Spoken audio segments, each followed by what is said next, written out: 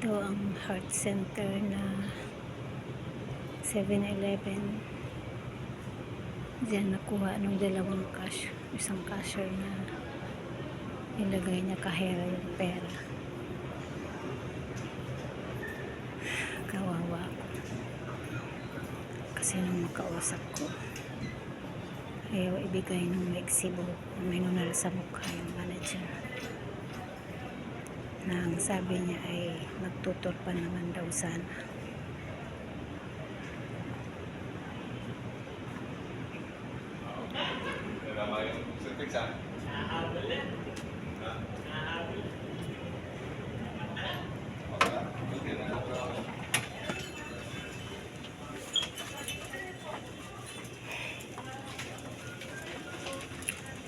Ayan yung opisina.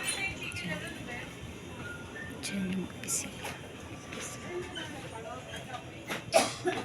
Tapos maraming tao.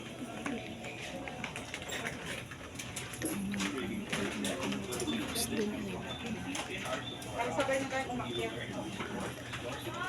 wala akong nakikita ang manager na yun. Labas mo bukas pupunta ko sa City Hall para i-report ang nangyari noong June 4, 2020. Dito muna ako sa dati kong kinaupuan. Dito ako umaupo to dumadating ako. Yung bag ko nasa waiting area. Ewan ko doon. Dito ako natulog kagabi.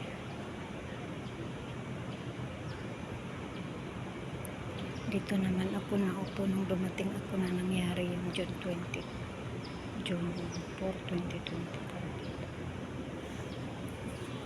Nalipat ko dito yung pera dito sa bag na to. Tapos bumili ako ng pagkain doon. Naalala ko na kinuha ng isang staff yung pera doon sa counter na nakalagay sa plastic. Dahil cellophane. Nakatingin na lang ako. Tulala. Hindi makapagsalita dahil sa in-spray nila. Kaya nakalimutan ko na lahat. Ngayon lang taon maalala ko na may time na balikan. Kaya ayan yung 7-Eleven. Malapit lang dito sa kinaupuan. Nandun naman ako sa waiting area. Pupuntahan. Kasi baka mamaya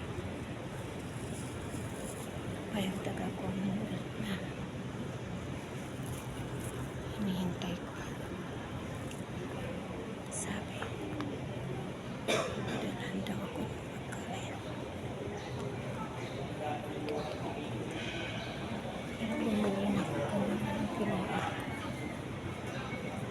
Punta ako sa waiting area.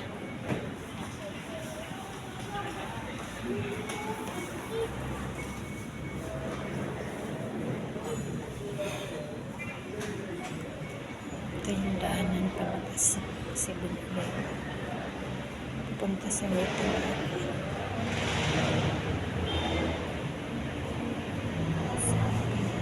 Hindi ko makapag-video noon kasi tulala ako. Hindi makapagsalita.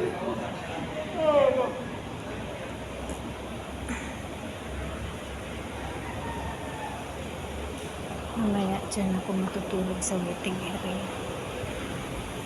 Kasi pinatulutan mo ko ng assist na matulog dyan. Kasi kinuha niya yung bag ko doon. Sinabi niya dyan na ako. Dito na ako sa waiting area.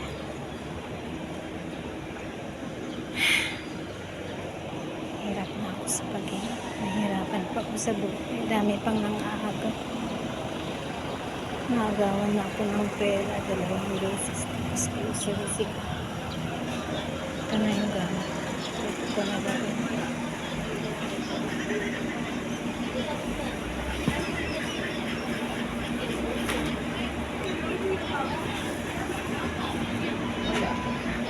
Ako matutunan.